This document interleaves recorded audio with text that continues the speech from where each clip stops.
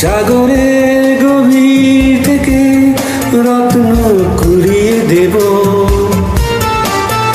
একটুখানি আসো যদি তারার মালা দেব। সাগরের গভীর থেকে রত্ন কুড়িয়ে দেব। কেন আঁখি ছলো ছলো, কেন চুল এলোমেলো? হাসো না, একটু হাসো না, তুমি না হাসলে বাঁশরি বাজে না।